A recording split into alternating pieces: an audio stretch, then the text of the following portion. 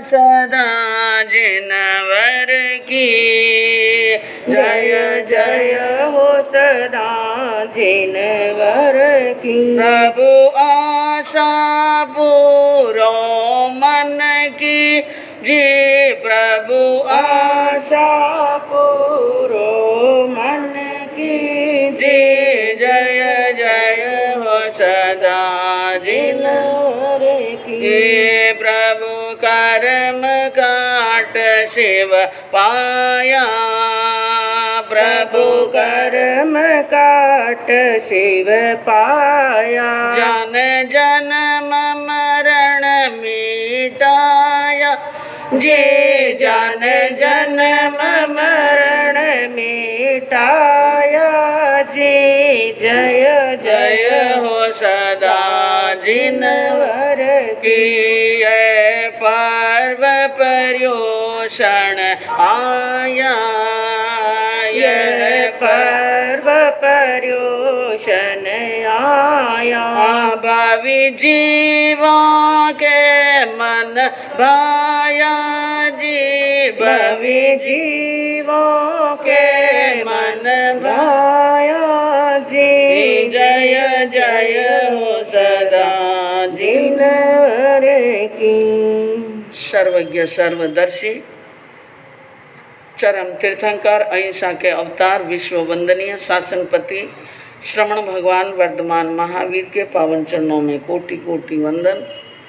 हृदय की अनंत अनंत आस्था के केंद्र, संयम धन के दाता, संसार सागर से तिरने का सन्मार्ग बताने वाले पूज्य गुरु भगवंत श्रमण सूर्य दिव्य विभूति 1008 श्री मरदर केसरी मिश्री मल जी महाराज साहब के पावन चरणों में कोटि कोटि वंदन।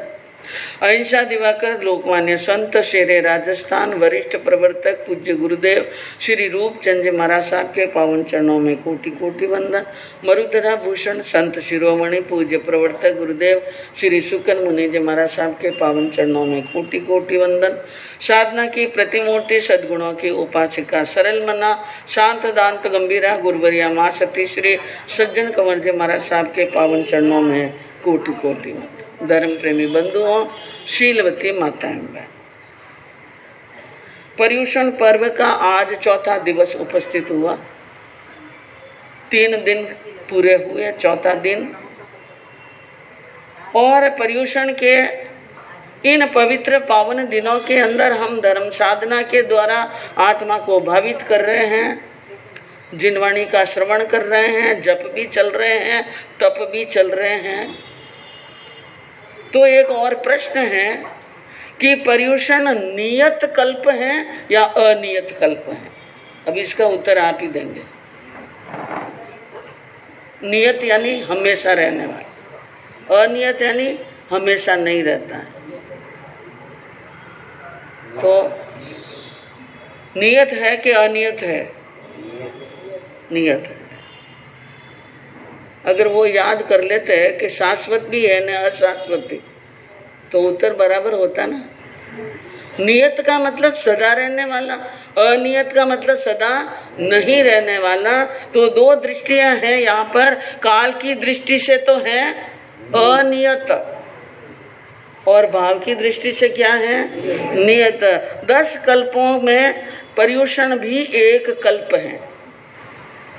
कल्प सूत्र के अंदर और विहृत कल्प सूत्र के अंदर 10 कल्पों का जो वर्णन चलता है, उसके अंदर पर्युषण को भी एक कल्प बताया गया है। और वो प्रथम और अंतिम तीर्थंकर के समय में ही होते हैं, बीच के 22 तीर्थंकर में नहीं होते हैं। और आपको ये भी बताया कि चातुर्मास कल्प भी नहीं होता है, वर्षावास नहीं होता है, पर्युषण नहीं होते हैं। इस प्रकार कई बातें आई कि कई कल्प तो होते हैं 24 तीर्थंकरों के समय में, और कुछ कल्प ऐसे हैं जो पहले और 6 तीर्थंकर के समय होते हैं, बीच में नहीं होते। तो अब कल्प जो शब्द आया, कल्प शब्द का मतलब क्या है? कल्प का मतलब है आचार,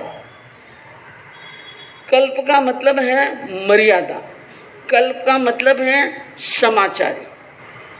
कुछ मर्यादाएं और कुछ समाचारी होती हैं, उसको कहते हैं कल्प, जो साधु के लिए भी होती है, श्रावक के लिए भी होती है।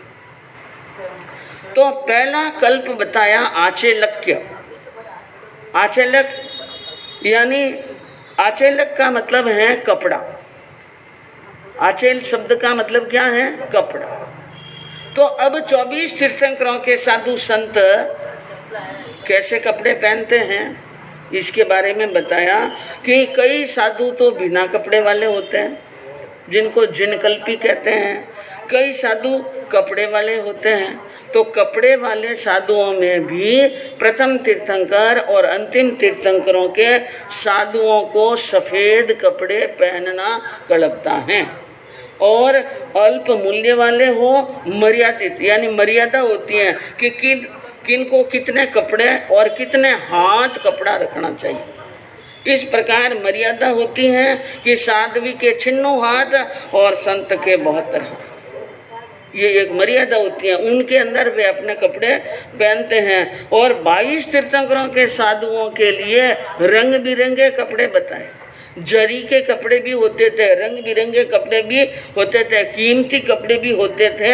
लेकिन 22 तीर्थंकरों के साधुओं की विवेकशीलता और संयम निष्ठा की बड़ी पराकाष्ठा होती थी, इसलिए विशेष मर्यादा उनके लिए नहीं बताई। और जो जिनकल्पी साधु जो कपड़े पहनते ही नहीं है, वो जिनकल्पी साधु भी पहले तो वे स्थवीर कल्पी ही होते हैं। जो कपड़े पहनते हैं उनको स्थवीर कल्पी बोलते हैं। क्या बोलते हैं? हाँ। और जो कपड़े नहीं पहनते हैं उनको बोलते हैं जिनकल्पी। लेकिन जिनकल्पी साधु बनने के पहले वो भी स्थवीर कल्पी ही होते हैं, कपड़े पहनने वाले ही होते हैं। फिर उनका अध्ययन, उनके शरीर का संज्ञान और उनकी विशेष साधना देख करके गुरु उनको जिनकल्पी बनने की आज्ञा प्रदान करते हैं। हर एक व्यक्ति जिनकल्पी नहीं बन सकता। यह पहला कल्प। दूसरा है उद्देश्य। साधु संत को उद्देश्य करके बनाया हुआ आहार उद्देश्य आहार होता है। तो बताया प्रथम और अंतिम तीर्थंकरों के समय के अंदर जिस साधु का उद्देश्य साधु के निमित्त बना हो वो उनको लेना नहीं कल्पता है। लेकिन 22 तीर्थंकरों के साधुओं के लिए एक और नियम बताया कि वो 22 तीर्थंकर के साधु जिन साधु का निमित्त बना के बनाया वो साधु नहीं ले सकता है, लेकिन बाकी दूसरे साधु ले सकते हैं। तीसरा कल्प बताया सह्यातर। सह्यातर किसे कहते हैं?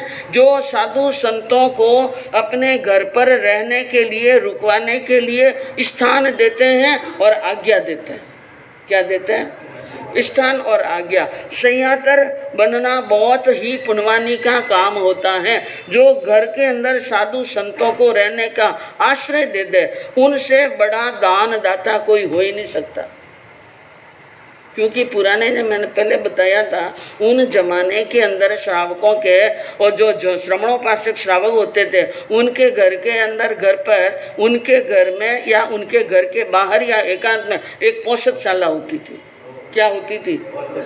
तो वो जिन जिन नगरी में मुनि महात्मा पधारते तो अपनी पोषकशाला में रुकने की आज्ञा देते थे। इसलिए उनको वो पुण्य का फल क्या मिलता था? बराबर मिलता था। और वहाँ जिनकी आज्ञा ले लेते हैं उनके घर से असनम पाणम खाद्यम स्वाद्यम साधु को लेना कड़पता नहीं है। और उनकी आज्ञा को इतनी बड़ी आज्ञा बताई कि जिस प्रकार एक साधु गोचरी के लिए जाए, क्या जाए, और घर पर यानी एक दूध का एक बर्तन पड़ा है और दूध गर्म किया हुआ दूध है और दूध बहराना है। क्या बहराना है? दूध बहराना। तो क्या होता है? दूध बहराने में अगर ऊपर मलाई आ गई हो, क्या आई हो? मलाई। तो बहन क्या करती हैं? मलाई को या तो चम्मच से रोक लेती हैं या फूंक मार देती हैं कि मलाई पात्रे में न गिर जाए। अब मैं आपसे कहूँ, अगर मलाई पात्रे में गिर जाए तो असुस्ति तो नहीं क्या है? इसके अंदर आप कोई बुरा मत समझना। बाबू जी यूं क्यों कह रहे हैं? बाबू जी मलाई खमनी मन में आई गई। ये मन में आने की, मैं सह्यातर की बात बता रही हूँ। सह्यातर कितना बड़ा और कितना बड़ा पुण्य बांधता है, क्योंकि उन बहन के मन के अंदर दूध का जितना महत्व नहीं उतना महत्व किसका है? हाँ, यानी वो चम्मच से थरकन को यानी मलाई को रोककर पात्रे में दूध देने वाली बहन आधी गिलोड़ी घी बहरा देगी। क्या बहरा देगी? लेकिन मलाई से विशेष प्रेम, मलाई को घी से भी ज्यादा क्या मानते हैं? मूल्यवान। और उनकी दृष्टि में यानी मलाई ज्यादा चीज है। वो मक्खन बहरा देगी, घी बहरा देगी, दूध बहरा देगी, लेकिन जिस समय मलाई पात्र में जा रही हो, फटाफट पात्रे को, बर्तन को नीचे रखकर चम्मच लेकर के और उस मलाई को रोकने का और पीछे हटाने का क्या करती है। जो महत्व उस दूध के ऊपर आई हुई मलाई का है, वो महत्व ही सह्यातर के आज्ञा देने का है। इतना बड़ा काम है। तो मैं कहूँ कि किसी धनवान का कोई बड़ा मकान बनता हो ना, बड़ा बंगला, दो चार ग्राउंड के अंदर, तो 2 कमरे ऐसे रखिए आप अपने घर के पास में ही, बिल्कुल एकांत में, जिनका रास्ता बाहर आने का और बाहर जाने का हो, और विनती करो कि बाबू जी हमारे घरे भी 2 रात रुकने वास्ते अवसर दे जाओ, पधार जाओ। बहुत बड़ा पुण्य लाभ कमा सकते हैं और बहुत जल्दी संसार सागर से तिर सकते हैं।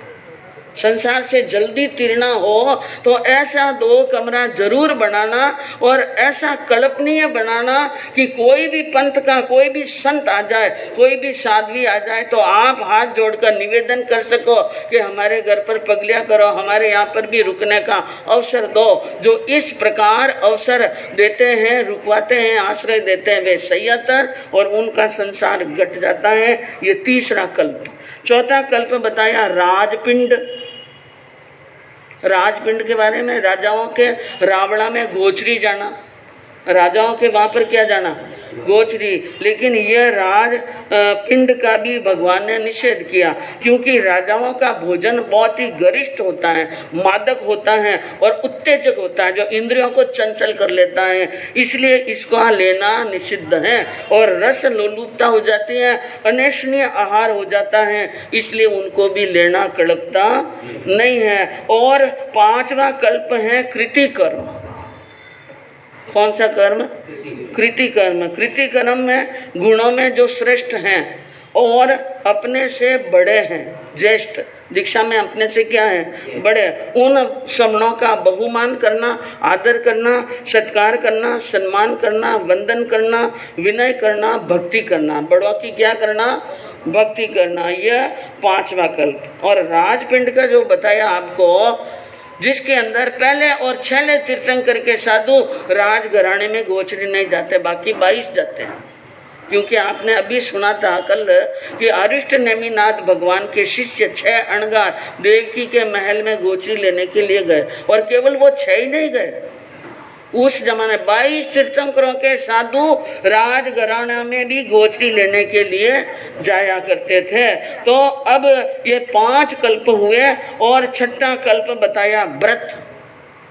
तो पहले और छेले तीर्थंकर के तो 5 महाव्रत, और 22 तीर्थंकरों के 4 महाव्रत। कितने महाव्रत हैं? 4 महाव्रत। तो बंधुओं, ये 4 महाव्रत और 5 महाव्रत, तो कोई मन में ये नहीं सोचे कि 5 महाव्रत वाला कौन सा महाव्रत छूट गया। नहीं छूटा, कुछ भी नहीं है। 4था और 5वां को एक ही गिन लिया। 4थे महाव्रत और 5वें महाव्रत को एक ही गिन लिया गया है। बाकी 5 के 5 उनके भी थे ना, 5 के 5 उनके भी थे। तो कहने का मतलब यह है कि कल्पों का जो वर्णन चलता है, और अभी और कल्प बाकी हैं, उनका भी वर्णन आपके सामने आएगा। और तीर्थंकरों के साधुओं के पहले और छेले के अलग नियम और बीच वालों के अलग नियम, ये क्यों हुए, इसका भी खुलासा करके कल आपके सामने किया जाएगा। तो तीर्थंकर यानी कृष्ण चरित्र सुन रहे थे आप, और जिसके अंदर आपने सुना कि जो प्रमाण दिया था नैमित्तिक ने कि पूतना राक्षसी जिसे कष्ट प्राप्त कर ले, तो समझ लेना कि हे कंस, वो ही तुम्हारा मारने वाला शत्रु है।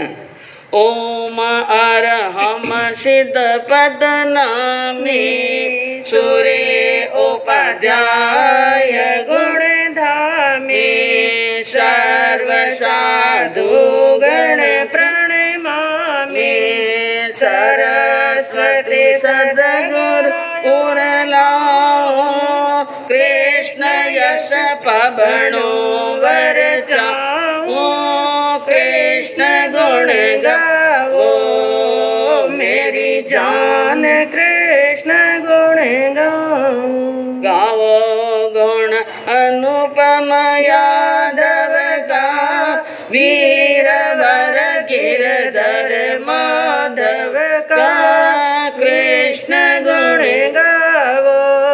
बाकी कोई लाइन याद रहे कि नहीं रहे, मेरी जान कृष्ण गुण गाओ ये आवे ना तो बहनों और भाई सब बोलो, क्योंकि अभी आपने सुना कि वो भावी तीर्थंकर होने वाले हैं। क्या होने वाले हैं? और भावी तीर्थंकर होने वाले हैं तो हमें आज से तीर्थंकर भगवान का गुण करना, स्तुति करना हमारे लिए अनिवार्य है। और यह भगवान आदिनाथ के समय से चला आ रहा है। जिस समय भरत चक्रवर्ती ने पूछा था कि इतनी बड़ी धर्म सभा के अंदर हे भगवान आपके जैसा पद प्राप्त करने योग्य कोई है, तो भगवान ने कहा हाँ है। कौन है? कि तुम्हारा पुत्र मरीचि, तुम्हारा पुत्र मरीचि। और उस समय मरीचि पहले तो भागवती दीक्षा ही ली थी भगवान के पास में, लेकिन इतना कठिन धर्म पालना उसके लिए कठिन हो गया। धूप सहन नहीं होती है, इस कारण से छाता धारण कर लिया। नंगे पांव नहीं चल सकते हैं, इसलिए पावड़िये धारण कर लिए। और सफेद वस्त्र नहीं पहन करके उन्होंने यानी काश्यप वस्त्र यानी भगवे कपड़े पहनने चालू कर लिए। और वो त्रिदंडी साधु बन गए थे।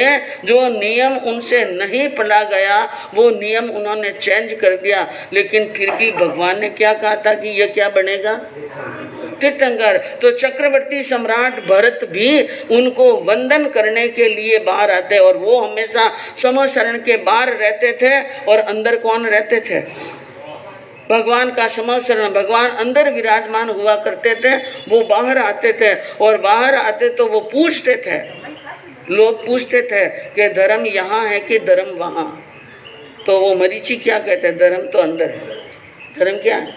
अंदर। और एक बार जब चक्रवर्ती सम्राट भरत ने वंदन किया तो उन्होंने कहा कि आप तो मुझे हाथ ही नहीं जोड़ते, क्योंकि मैं असल में जैन साधु जैसी क्रिया नहीं पाल रहा हूँ। आज वंदन कैसे कर रहे हैं? तो उन्होंने क्या कहा? भरत ने कहा कि मैं तुम्हारे इस वेश को नहीं कर रहा हूँ, तुम्हारे भीतर वो आत्मा है, तुम वो आत्मा हो जो भविष्य में 24वें तीर्थंकर बनोगे। इसलिए भरत चक्रवर्ती ने क्या की थी?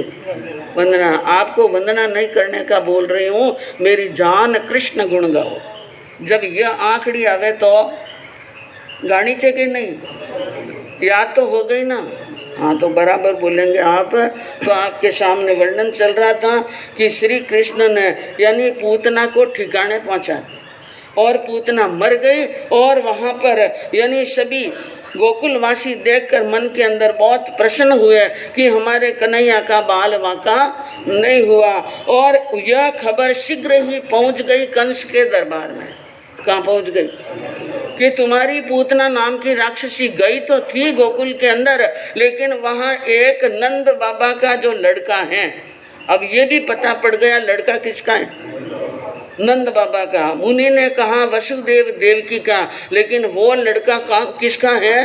नंद बाबा का। उसने पूतना को मौत के घाट उतारा है। अब पक्का मालूम हो गया कि नंद बाबा का लड़का ही मुझे मारने वाला होगा। इसलिए उसने बिना देर किए शीघ्र ही एक और बड़े राक्षस को बुलाया और बुलाकर कहा जाओ नंद बाबा के घर के अंदर पलने वाले बच्चे को मौत के मुंह में भेज दो। तो वो भी वहां से राक्षस रवाना हुआ और मेढे के रूप में आया।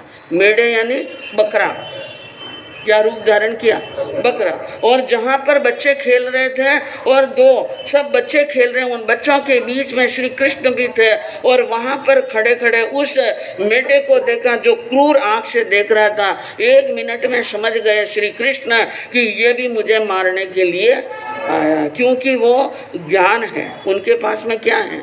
ज्ञान है, बलवान है, उनका जन्म ही इसलिए हुआ कि दैत्यों का संहार करना। श्री राम ने दैत्यों का संहार किया था, किया ना।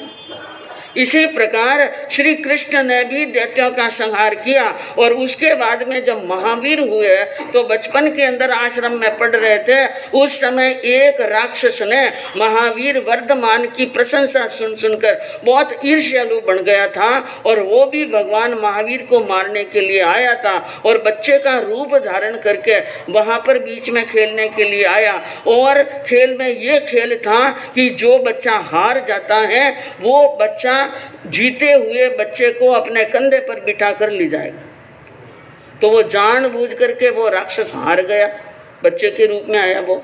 और अब वर्धमान जीत गए थे तो वर्धमान को कंधे पर बिठाकर वो दौड़ने लगा और दौड़ते दौड़ते जहाँ स्थान निश्चित किया वहाँ नहीं रुका और आगे गया और आगे जाते जाते एक विशाल राक्षस का रूप धारण किया। और कंधे पर बैठे छोटे से वर्धमान ने मन के अंदर विचार किया कि यह दैत्य है, यह क्या है, क्योंकि उनको 3 ज्ञान है, अवधि ज्ञान है। उन्होंने एक मुष्टि का प्रहार किया और छोटी अवस्था में भी उनके अंदर बल होता है। इसलिए कहते हैं कि सांप के बच्चे को छोटा नहीं, सांप का बच्चा छोटा हो तो भी छोटा नहीं समझना, साधु छोटा हो तो भी छोटा नहीं समझना। उन्होंने एक मुट्ठी दी कि चीख फाड़ करके वो राक्षस वहीं पर ढेर हो गया। तो बंधुओं, अब मेढा वहाँ पर आया और मेढे को देखकर श्री कृष्ण मेढे के सामने गए और दोनों हाथों के अंदर पकड़ लिए उनके सींग और ऐसे पकड़े सींग जबरदस्त कि मेढा मुंह ऊपर और नीचे तिरछा और वांका नहीं कर सका। छूटने का बहुत प्रयास किया लेकिन श्री कृष्ण के वज्र हाथों ने ऐसा पकड़ लिया, क्योंकि वो बहुत बलवान थे। और कितने बलवान थे याद करो, 20 लाख अष्टापदों का बल। हाथी भी सामने आ जावे ना तो उनसे भी वो हारने वाले नहीं हैं। तो शीघ्र ही मेढे के दोनों सींग पकड़कर उनको इस प्रकार खींचा, इस प्रकार घसीटा कि उनका भी राम नाम क्या हो गया, सत्य हो गया। और ये भी खबर पहुंच गई कंस के पास में कि तुम्हारा वो राक्षस भी मौत के मुंह में चला गया। तो इसी भांति भेजा वृषभ पुनि दूजा खरण को, और एक राक्षस को बुलाया जो एक वृषभ यानी सांड के रूप में गया, वहां भी सींग पकड़ करके उनको पछाड़ दिया। फिर एक गधे के रूप में एक दैत्य गया, उसको भी पछाड़ दिया। एक घोड़े के रूप में गया, उसको भी पछाड़ दिया। इस प्रकार बार बार राक्षस जाते हैं और बार बार श्री कृष्ण उनको पछाड़ कर डाल देते हैं। और ये खबर पहुंच गई वहां पर शोरीपुर के अंदर कि कंस बहुत बड़ा अन्याय कर रहा है, राक्षसों को वहां पर भेज रहा है और वहां पर हमारा बच्चा क्या हो रहा है, बड़ा हो रहा है, पल रहा है, तो कहीं और ज़्यादा खराब न हो जाए। इसलिए सब भाइयों ने मिलकर के यह तय किया इस बलभद्र को वहां पर भेज दो। किसको? इनको गोकुल में भेज दो। बलभद्र बड़ा है, उनसे उम्र में थोड़ा वो क्या रखेगा ध्यान, क्योंकि माता पिता को यह तो चिंता रहती है कि एक सावजोग व्यक्ति हो तो बच्चे का क्या रखेगा ध्यान। लेकिन ये नहीं समझ रहे थे माता पिता, कभी कभी मोह में क्या हो जाते हैं, मोह में ऐसे हो जाते हैं कि जितना बल बलदेव जी में है उनसे 2 गुना बल कृष्ण में, बलदेव जी से ज्यादा बल किसमें है। हाँ, फिर भी भेज दिया। और बलभद्र जी वहाँ पर गोकुल के अंदर आए और वहाँ पर जब गोप बच्चे और ग्वालों के बच्चे खेल खेल रहे थे और कृष्ण वहाँ पर उन खेल में नेता थे और वहाँ पर उन खेल खेलने वाले बच्चों के बिल्कुल नजदीक जाकर बलभद्र जी खड़े हुए और बलभद्र जी को खड़ा देखा ने पहली दृष्टि पड़ी श्री कृष्ण की बलभद्र के ऊपर। तो अभी आपने सुना कि बलदेव और वासुदेव में प्रीति होती है, और वो प्रीति कैसी होती है? परम प्रीति, ऐसी प्रीति जो मरने तक भी छूटने वाली नहीं है। वही प्रीति थी राम और लक्ष्मण में, क्योंकि वे भी बलदेव और वासुदेव के पद धारक थे। तो इस प्रकार श्री कृष्ण ने बलभद्र को देखा, देखते ही मन में विचार किया यह लड़का आया तो नया है, लेकिन मेरे मन में भा गया है, मुझे बहुत अच्छा लगता है। इसलिए उन्होंने कहा कि भाई आप कहाँ से आए हो और आप मुझे बहुत अच्छे कहे कृष्ण कठासु आविया थे मन गणा सुहाय बैठा आगे आप पधारो निस्दिन भेला रमसा खेल खिला। अब उन्होंने कहा, कृष्ण ने कहा कठासु आया चाल, आप कहाँ से आए हो और आपका नाम क्या है? आप मुझे बहुत अच्छे लगते हो और आओ मेरे पास में, आओ मेरे पास में बैठो और हम हमेशा साथ साथ में खेलेंगे। हमारा तो यही काम है और तो कोई काम है नहीं, खेल ही खेलना है, तो हमारे साथ में खेलो और दिन खेल में बीत जाएगा। साथ में रहेंगे, साथ में बैठेंगे, साथ में खाएंगे और साथ में पिएंगे। जब ये बात कही तो बलभद्र जी ने कहा कि भाई मैं तो तुम्हारे साथ में रहने के लिए ही आया हूँ। लागे मन मोहन गारो ओ तो राजा नंद दुलारो नहीं जावांगा सुन वाला इधर सा मेरा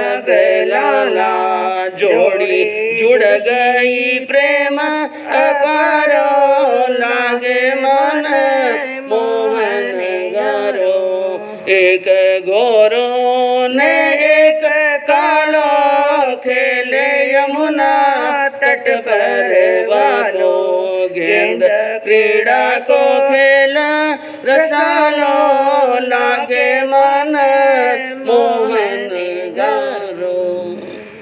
उन बालकों के बीच में इतने दिन तक एक ही आकर्षण का केंद्र था श्री कृष्ण, और अब कौन जुड़ गया?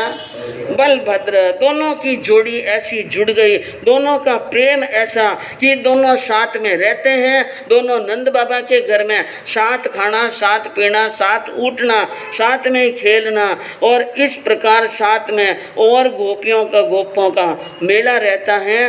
और वे खेलने के लिए कभी गली में, कभी बाजार में, और कभी चले जाते हैं यमुना के किनारे। तो यमुना के किनारे एक बार गेंद का खेल खेल रहे थे। किसका खेल? गेंद का। और यमुना के अंदर भी एक बहुत बड़ा यानी स्थिति चिंताजनक बनी हुई थी काफी समय से कि यमुना के अंदर एक कहीं से काला नाग आ गया। क्या आ गया? जिनको कालिया नाग के नाम से जानते हैं। और जिस दिन से वो आया यमुना का पानी क्या कर दिया था? खारा। और एक स्थान ऐसा था जहाँ से पानी पीने के बाद में पशु और मनुष्य मर जाते हैं, इसलिए वहाँ का पानी पीना भी लोगों ने क्या कर लिया? बंद। और नाग उनको मार भी देता था। इस प्रकार की स्थिति बनी थी। और श्री कृष्ण को इस बात का पता चल गया कि यमुना के अंदर कालिया नाग रहता है और वो मनुष्य और पशुओं के लिए मौत का कारण बना है। तो अब उनका संहार करना था नाग का। इसलिए श्री कृष्ण ने एक बार गेंद खेलते समय एक शर्त रखी, जिनके हाथ से गेंद अगर जहाँ तक पहुंच जाए वही ला करके ज्ञान देगा। तो जानबूझकर श्री कृष्ण ने ऐसा डोट लगाया कि गेंद काली द्रह में पड़ गई। जहाँ कालिया रहता था वहाँ उसका स्थान का नाम था कालीद्रह। अब कालीद्रह में गेंद पड़ी और गेंद लाने के लिए श्री कृष्ण कालीद्रह में जाने लगे तो बलभद्र और सभी गोपों ने कहा, ग्वालों ने कहा, अंदर मत जाओ, क्योंकि नाग रहता है और वो किसी को छोड़ने वाला नहीं है, मत जाओ। तो श्री कृष्ण ने कहा ये कैसे हो सकता है? शरत तो शरत ही होती है, जो वचन दिया है उन वचन का क्या करना है? पालन। तो कहा भाई ने दूसरी बनवा देंगे माँ से। उन्होंने कहा दूसरी क्यों बनवाएंगे, वही गेंद लेकर के आऊँगा। ऐसा कहकर मना करते करते भी उन कालीद्रह के अंदर कूद जाते हैं और उन पानी के अंदर जाते हैं ना गेंद लेने के लिए। और जैसे ही पानी के अंदर कूदे और वहाँ पर बहुत सारी नागनियाँ थी, वो सावधान हो गई, सावचेत हो गई और ऊपर आने लगी और आकर के उन मोह श्री कृष्ण को देखकर विचार करने लगी। छोटी सी उम्र, कोमल शरीर और इतना सुंदर ये बालक इसके अंदर कैसे गिर गया? इसलिए वो नागिनियाँ ऊपर आई और उन्होंने कहा, मोहन आया कटा सो चाल, मार्ग बोलिया क्या वेरी ना क्या, दुखरी उठी जाल रे, या नारी कलकारी मिलगी, जिनसो पड़ा जलधार, मोहन आया कथा सोचा। नागिन ने पूछा कि हे मन को मोहने वाले बालक, तुम कहाँ से आए हो और तुम क्यों यहाँ पानी के अंदर गिर गए? क्या तुम रास्ता भूल गए हो या संसार के दुखों से यानी धाप चुके हो और दुख की ज्वाला तुम्हें सता रही है, सो मरने के लिए आए हो, या कोई पत्नी कलहकारी मिल गई, या कोई तुम्हें कोई शत्रु मार रहा है, कौन मार रहा है, क्या बात है, किस लिए आए हो? तो उन्होंने कहा कि नागिन, न तो मैं मार्ग कभी भूलता हूँ, मैं मार्ग भूलता, मार्ग तो मैं खुद बनाता हूँ, और दुख रो नहीं तार। दुख क्या है? मैंने तो अभी तक दुख देखा ही नहीं है। और रही बात कि दुश्मन, जो दुश्मन थे उनको तो मारकर गिरा दिया और रया सो मारणहार, और जो बाकी बच्चे कुचे हैं उनके मारने की क्या कर रहा हूँ, तैयारी कर रहा हूँ। और अभी तो तुमने कहा बालक, और एक तरह से कहते हो नारी कलाकारी मिल गई। मैं तो अभी बच्चा हूँ, मुझे अभी पत्नी के साथ में रिश्ता जुड़ा ही नहीं है, मैं तो मेरी गेंद लेने के लिए आया। नागिन ने कहा, गेंद तो दरबार में ऊपर चढ़ गई, नाग राजा के दरबार में गेंद पहुंच गई है, 1.25 करोड़ का हार दे रहे हैं, सोने की डोरी दे रहे हैं। माँ से जाकर के कह देना कि गेंद गम गई है, दूसरी गेंद क्या कर ले तैयार। कृष्ण ने कहा, ये थोड़ी हो सकता है, मैं आया हूँ तो मेरी असल गेंद ही लेकर जाऊंगा। और उन्होंने कहा, गेंद नहीं मिलेगी तो कोई बात नहीं, गेंद नहीं मिलेगी, मैं तो मामा से हारा हुआ हूँ और जुए के अंदर शर्त लगी थी, हार जाएगा तो नाग का सिर काट कर ला कर देना। तो मैं तो नाग का सिर काटने के लिए आया हूँ। अब नागिन ने विचार किया, हम तो इन पर दया कर रहे हैं, हम तो इनके ऊपर अनुकंपा कर रहे हैं, इनको यानी इनका भला सोच रहे हैं, और ये हमारे नागराज को मारने के लिए आया है। तो नागिनियाँ वहाँ पर 1 मिनट ही खड़ी नहीं रही। नागिन भागिन नाग चेतायो, आयो वेरी बलदार रे, वास गे उठ्यो कोपे चढ़ियो, इत पहुँचा कृष्ण मुरारे, मोहन आया कथा सोचा।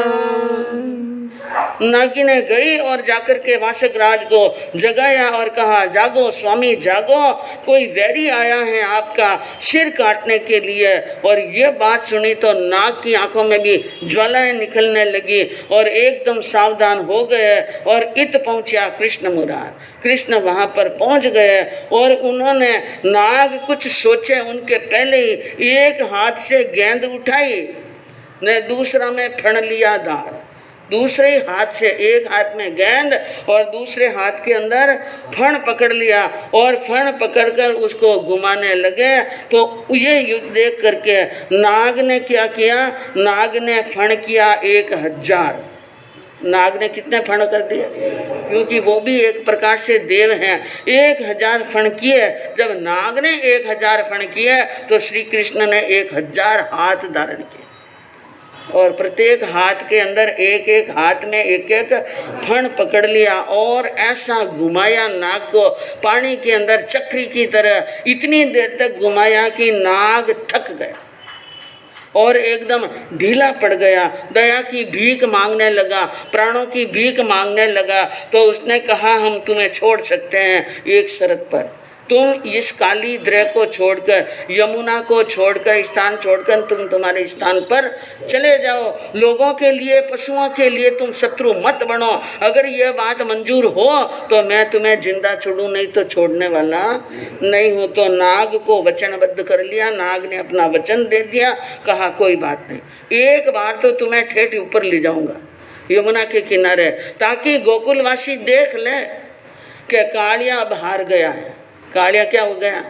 हार गया है। और अब तुम यहाँ से पलायन करने वाले हो ताकि लोग आराम से तो आवे और देख भी ले, और एक बार तुम्हारा कोमल कोमल वतन है उसके ऊपर बैठ करके चौपड़ पासे खेलते, फिर तुम्हें मुक्त कर देंगे। इस प्रकार यानी वहाँ पर युद्ध चल रहा था नाग और यानी श्री कृष्ण के बीच में, और गोप बालक ग्वाले और बलभद्र जी दौड़ते भागते नंद बाबा के घर पर गए और कहा कि तुम्हारा बेटा तो गया।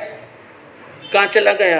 काली द्रह के अंदर। अब काली द्रह में जाने के बाद में कोई जिंदा रहने वाला नहीं है, इसलिए पूरा गांव वहां पर देखने के लिए आया और सभी हाय हाय कर रहे हैं। माता यशोदा भी आई और देखा। थोड़ी देर का, कितनी देर के बाद में धीरे धीरे कृष्ण प्रकट हुए। जल के ऊपर क्या हुए? प्रकट। और श्री कृष्ण ही प्रकट नहीं हुए, और फणधारी बड़ा सारा नाग भी क्या हो गया? प्रकट। और उन्होंने आंखों से देख लिया कि नाग के फणों पर पैर रख करके श्री कृष्ण बंसरी बजाते हुए नृत्य कर रहे हैं। ये भी दृश्य देखा और देख कर सबको समझा दिया कि अब यह कालिया यहाँ से जाने वाला है, तुम लोगों को डरने की जरूरत नहीं है, आराम से रहो, आराम से करो। इस प्रकार कहकर और नाग को छोड़ दिया। नाग अपना स्थान से वहाँ से प्रस्थान कर कर अपना निजी स्थान पर चला गया। और यह बात खबर पहुँच गई कंस के दरबार में कि आज नंद बाबा के लड़के ने कालिए नाग को क्या कर लिया है? नाथ लिया है। तो ज्यों ज्यों खबरें पहुँचती हैं त्यों त्यों धड़का क्या होता है। गोकुल पर इंद्र कोप करियो, कृष्ण जब नख पर गिरी धरियो, गाम को रक्षण उन वीरियो, कियो आबाद विष्णु माही, हकीकत आई है भाई, कृष्ण गुण गावो मेरी जान। अब थोड़ा समय निकला, वर्षा काल की ऋतु आई और एक बार इंद्र ने जोरदार कोप कर लिया। हर चीज के पीछे बड़ी बड़ी कहानियां हैं, वो कहने का समय नहीं है कि इंद्र ने कोप क्यों किया। लेकिन इंद्र ने कोप किया, मूसलधार बरसना शुरू किया और गोकुल के अंदर पानी पानी, अंदर और बाहर पानी, बाढ़ जैसी स्थिति आई। तो गांव के लोगों को, गोकुल के लोगों को और पशुओं को बचाने के लिए श्री कृष्ण ने गोवर्धन पर्वत को अपने नाखून के ऊपर क्या कर लिया?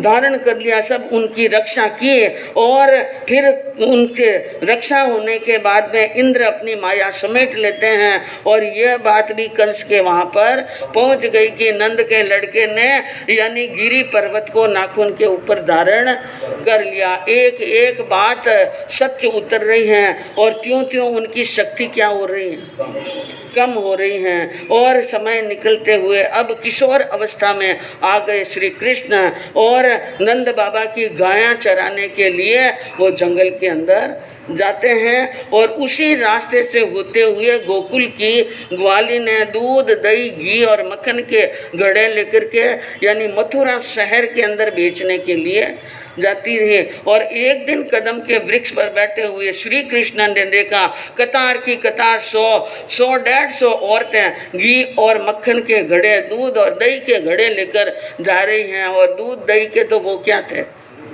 हाँ, बड़े स्वादु। उन्होंने उनके मुंह में पानी आ गया। इतना दूध, इतना दही, इतना घी लेकर के जा रही हैं। आज तो धाप करके क्या खाना है ये, और आज क्या खाना, हमेशा ही खाना, और हमेशा यूं मांगेंगे तो ये देने वाली नहीं है। इसलिए उन्होंने एक बंसी बजाई और बंसी बजाकर सारी गायां जो जंगल में चल रही थी इकट्ठी कर दी। इकट्ठी कराकर एक बंसी की टेर ऐसी सुनाई कि सभी गायों ने रास्ता रोक लिया, सींग नीचे, आंखें बाहर निकाली हुई और ऐसी खड़ी कि कोई भी ग्वालन आगे जा नहीं सके। ये स्थिति हो गई। तो बलभद्र जी ने कहा, भाई ये क्या कर रहे हो? कि भाई साहब टैक्स लेना है। इनसे क्या लेना है? टैक्स। उन्होंने कहा इनका टैक्स, दूध दही का टैक्स। ऐसा तो कभी पहले हुआ नहीं कि पहले नहीं हुआ सो अब होगा। ये बात कही। और जब ग्वाली ने आई, उन्होंने देखा कि एक तरफ कन्हैया टेढ़ी नजर से देख रहा है, एक तरफ बलभद्र जी खड़े हैं और कुछ दूर पर ग्वाले खड़े हैं और गायें इस प्रकार रास्ता रोक रही हैं, तो वो समझ गई कुछ न कुछ। हाँ, आज बनासा क्या हुआ हो लाल जी, क्यों रोक्यो छे घाट, थोड़ो रस्तो दीजिए हो लाल जी, माते गोरस माट। ग्वालिनों ने कहा कि बनासा लाल जी, आज क्या हुआ है, रास्ता क्यों रोका, थोड़ा रास्ता दो, हमें जल्दी जाना है मथुरा में और ये माल बेचकर आना है। घर के अंदर लड़ाइयाँ चल रही हैं, सासू जी का स्वभाव तेज है, ननंद भाई चुगलखोर हैं और पति देव के साथ में भी लड़ाई झगड़े हुए हैं। बच्चे को दूध पिलाकर पालने में सुलाकर आए हैं, वो जग नहीं जाए उसके पहले पहले हमें वापस क्या जाना है, घर पर जाना है। और सिर के ऊपर ये मटके का भार लिए खड़ी हैं, इसलिए आप थोड़ा सा क्या दो, रास्ता। तो उन्होंने कहा कि भाई रास्ता तो देने के लिए तैयार है, मैं कोई तुम्हें रोकने वाला नहीं हूँ। इन विद सारी वीन वे गुजरिया नंद कुमार, तो दान चुकावो, पहले दान दे दो, पहले क्या दे दो, टैक्स दे दो, फिर जाओ। उसने कहा दान और दूध दही का टैक्स देना, ये तो मैं पहली बार सुन रही हूँ, आज दिन तक कभी सुना ही नहीं। गुजरिया मन में विचार करने लगी कि हम और आप रोज साथ में रहने वाले, इतना प्रेम भाव रहने वाले, और हमारे घरों में आकर रोज दूध दही माखन खाते हैं, कभी हमने कुछ कहा नहीं, और आज टैक्स की बात। तो उन्होंने कहा कैसी बात करो कान जी, ओ कुंवर जी महिड़ा करो दान, आज तलक दी दो नहीं हो कुंवर जी नंद बाबारी, आण के मथुरा जान दो कुंवर जी, जोड़ा दोनों हाथ। कहा कैसी बात करते हो कान जी, महिड़ा यानी गौरस का दान यानी टैक्स नहीं दिया जाता है, और नंद बाबा की सौगन खा करके कहते हैं कि कभी दान दिया ही नहीं।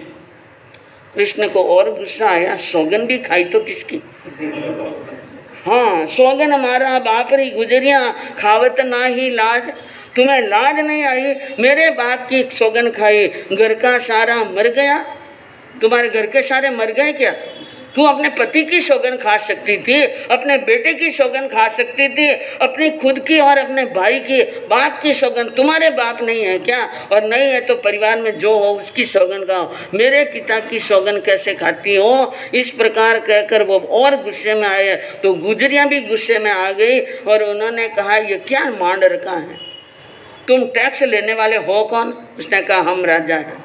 हम क्या हैं, राजा। किसने बनाया राजा, और जो बाबा नंद बाबा हैं जिनको हम मुखिया मानते हैं, उन्होंने भी कभी जोर जमा करके हमसे दान नहीं लिया। ये कैसी बात करते हो किशन। एक बात है कि जो अगर आपको भूख लगी हो ना तो मुंह से बोलकर कह दो, तो थोड़ा थोड़ा हम सब देने के लिए तैयार हैं। बलभद्र जी ने कहा छोड़ दो इसको, तो कहा भाई साहब आपके कहने से छोड़ देता हूँ, आज छोड़ देता हूँ, आज थोड़ा थोड़ा लेकर के चख कर छोड़ देते हैं, लेकिन कल से टैक्स लेना अनिवार्य हो जाएगा। इनको टैक्स देना क्या हो जाएगा, अनिवार्य। इसलिए कहा रख दो, तुम सब घड़े नीचे रखो। अब दूध के घड़े, दही के घड़े, मक्खन के घड़े और घी के घड़े सब नीचे रख दे, लाइन सर कतार। कृष्ण ने कहा पहले मैं टेस्ट करके देखूंगा कौन सा दही बढ़िया है, कौन सा घी बढ़िया है, कौन सा मक्खन और कौन सा दूध। अब श्री कृष्ण उनके अंदर सबको रखकर नीचे रखवा कर अब उनका क्या ले रहे हैं, टेस्ट। धर्यो घट अंगूरी से चाखे, वही फिर दूजा में नाके, ठीक नहीं मुख से तीबा के, झूठा सब बर्तन कर डार्या, ग्वालन तब वचन कहे खारा, कृष्ण गुण गावो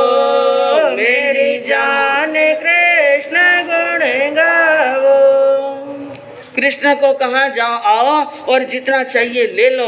उन्होंने एक एक घट चखना शुरू किया और एक अंगुली डाली और मुंह के अंदर डाल दी और वही अंगुली दूसरे में डाल दी, वही तीसरे में, वही चौथे में, लाइन सर। अब ग्वाले ने कहने लगी एक दही का घड़ा, एक दूध का घड़ा, एक मक्खन और एक घी का, 4 घड़े अगर अबड़ाओ तो ठीक है। सारे के सारे घड़ों में अंगुली डालना कहाँ तक उचित है? सबको झूठा करना कहाँ तक उचित है? और ग्वालन को गुस्सा आया जोरदार, इसलिए गुस्से में कोई ध्यान नहीं रहता है। उनको कहा कान जी ठीक तरह खावो, भाषण क्यों सारा अबड़ावो, जरा नहीं मन में डर लावो, कंस पे जाय पुकारूंगी, सखी सब तोर उतारूंगी, कृष्ण गुण गावो मेरी जान, कृष्ण गुण गावो। गुस्से में आई ग्वालोना ने कहा कि कान जी खाना हो तो ढंग से तो खाओ, कुछ तमीज से तो खाओ, सारे के सारे बर्तन झूठे कर रहे हो, कभी जिंदगी में खाया नहीं या माँ ने खाना सिखाया नहीं, ऐसे बर्तन क्यों झूठे कर रहे हो? तो किसी ने कहा ये किसी के डरे तो, ये तो किसी से डरने वाला है ही नहीं। तो चौथी ने कहा कंस पे जाए पुकारो, अर्जी कहाँ लगाओ? कंस के पास में और वहां जाओ, क्योंकि ये हमारे से डरने वाला नहीं है, इनकी शैतानी तो कंस ही उतारेगा। क्या उतारेगा? कंस। और कंस का नाम सुना, कंस के उनके जन्म जात वैर, कंस के न कृष्ण के जन्म जात क्या है? वैर। कंस का नाम सुनते ही मानो 1000 बिच्छुओं ने एक साथ में डंक लगाया हो, उतनी जलन पैदा हुई श्री कृष्ण के शरीर के अंदर और एकदम आया जोरदार गुस्सा, और गुस्से के अंदर उन्होंने भी गेडी उठाई, वो कड़ियां वाली क्या उठाई? लाठी। कंस को नाम सुनत एड्यो, हाथ में ऊंधो ले गेड्यो, फड़ाफड़ फोड़िया सब तेड़ियो, कदम चढ़कीन किलकारी, बुलाया ग्वाल बाल सारी, कृष्ण गुण गावो मेरी जान, कृष्ण गुण गावो। कंस का नाम सुनते ही गुस्सा आया और ऊंधा गेड़िया हाथ में लेकर के जितने मटके पड़े थे लैन सर फटाफट सबके फटाके बुला दिया, और घी और दूध और सब बह बह करके कहाँ जा रहे हैं? नदी के अंदर। और मक्खन मिट्टी में मिल गया और यानी सब प्रकार से मटके फूट गए, और कदम के वृक्ष पर चढ़कर किलकारी की, सारे ग्वालों को बुलाया, कहा लूट लो इनको सबको और खा लो पी लो, और जितना भावे सो खा लो, बचे तो नदी में फेंक दो, कुछ भी इनके हाथ नहीं आना चाहिए, तुम्हें तो मुफ्त में ला दो। और उन ग्वालिनों को कहा अब जाओ यहाँ से, ये पड़ा रास्ता, कंस को जितनी शिकायत करनी है सो कर लो, कंस को मेरा जूता भी डरने वाला नहीं है। इस प्रकार वहाँ पर बीच मार्ग के अंदर इतना झगड़ा हुआ कि सारा दूध, सारा दही, सारा घी, सारा मक्खन का सत्यानाश हो गया। और बात कहाँ पहुँच गई? कंस के दरबार में। और वे सारी ग्वालिनें अब आंखों में आंसू निकाल रही हैं, कोई कटका मोड़ रही हैं, कोई गालियां दे रही हैं, और फूटे हुए मटके और इडोनियां और टूटी हुई चूड़ियां लेकर के कहा चलो इसकी माँ के पास में, इनकी माँ यशोदा को बता दें कि तुम्हारा बेटा मार्ग में बीच के अंदर हमारे साथ में क्या करता है? छेड़खानी करता है, लूटपाट करता है, और ये मानता नहीं है। उन्होंने कहा जाओ, चाहे माँ के पास में जाओ चाहे, हाँ, अरे कहीं करेला कंस बापड़ो, ले लो उनरा प्राण, जाय पुकारो कंस पे सरे, ओ पड़ियो मैदान जी, अन्याय मचैसा, महिरो मत लूटो मारा कान जी। कृष्ण ने कहा कंस के दरबार में जाओ और ये रास्ता है और जाकर के उनको पुकार लो, कहीं करेला कंस बापड़ो, क्या करेगा कंस। और जिस दिन मैं चला गया ना, ले लो उनके प्राण में हर लूंगा। इस प्रकार की बात गई और ये खबर पहुंची, सुनी कंस ये वार्ता, मिला नैमित्तिक वैन और कोट कांगरा पास में उपजो वैरी। ज़्यादा दूर नहीं है, ये नंद का घर गोकुल में है और मेरे बिल्कुल नज़दीक।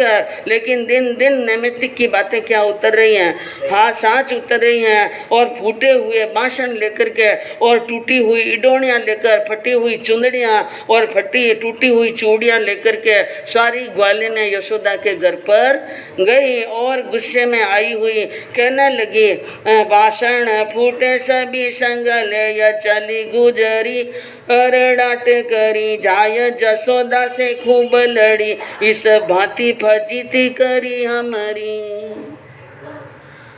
क्यों नहीं वर्जत लाल बणी तुझ कंचूरी फार दी सगरी, एक पूत जण्यो जग बीच तुही किम बांझ अनेरियो नारी खरी। ग्वालिनों ने जाकर के बलती हुई और जलती हुई रोती हुई ग्वालिनों ने कहा, ये देख लो तुम्हारे बेटे की करतूत, यह देखो हमारी ओढ़नी फट गई, ये हमारी चूड़ियाँ टूट गई, हमारी इडोनियाँ चली गई और मटके की ये ठिकरियाँ देख लो, कोई घी से भरी हैं, कोई मक्खन से। क्यों नहीं वर्जो लाल बड़ी, अपने बेटे को हटक में क्यों नहीं रखती हो और उसको कुछ भी ध्यान नहीं। एक पूत जण्यो जग बीच तूने ही एक बेटे को जन्म दिया, बाकी तो सारी की सारी बांझ ही रह गई। तुम्हारे ही बेटा तुम्हें लाडला है। और अब श्री कृष्ण जानते हैं कि अब क्या होने वाला है, अब क्या होने वाला है। इसलिए वो भी वहाँ पर यानी बीच जंगल में गायों को छोड़ करके और सीधे आ गए माँ के घर पर। इत भवन से कूद पड़ो तब लाल दिखावत, मात से लेकर मरी झक जोर करी, हम से सबरी सको फार दी कमरी हमारी। सब झूठ तुम्हें सुनाय रही, लगी ठोकर की पड़गी गगरी। यह सब झूठ बात सुनाय रही, लगी ठोठरे से पड़गी गगरी। हमर को कहाँ दोष कहो इसमें, यह कंस के जोश में खूब बरी। का माँ जी ये कुछ भी कहे, इनकी एक भी बात सत्य मत मानो। ये देख लो मेरी कमली की हालत देखो, मेरी कमली के चीथड़े उड़ा दिए, सब पूरी इतनी बड़ी जाडी मोटी कमली उनके तो रबीन बना दिया। ये मैं तो एक और ये कितनी है, ये इतनी है, ये सगली मिल जकजोर करी, सबने मिलकर के इतना जकजोरा, मुझे इतना जकजोरा, मेरी कमली की छिंदी छिंदी बना दी और फाड़ दी है। और रही बात ये गगरियाँ और फूटे हुए मटके की ठिकरियाँ बता रही हैं, ये मैंने नहीं फोड़ी हैं, लगी ठोकर की पड़गी गगरी।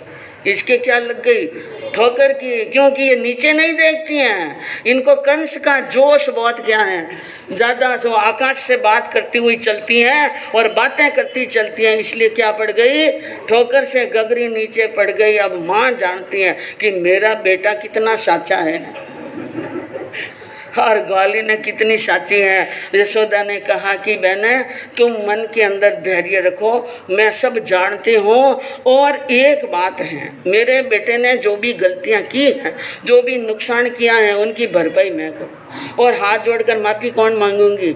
हाँ पर मत ना दीजो लाल को गाल, मेरे बेटे को क्या नहीं देनी, गाली मत देना। और तुम्हें माल जितना बगड़ा है उनसे 4 गुना लेकर जाओ। दूध दही घी बर्तन सबके सब सामने रख दिए, नए वस्त्र पहनाए और भोजन परोसा और चूड़ी और सारी गहने आभूषण दिए, गौरस के घड़े दिए और सब बहनों को खुश करके वहाँ से भेज दिया। और भेजने के बाद में अब बेटे को समझाया थोड़ा सा ध्यान रख, ये रोज रोज ओढ़ूंगा लाना क्या, हाँ बंद कर ले।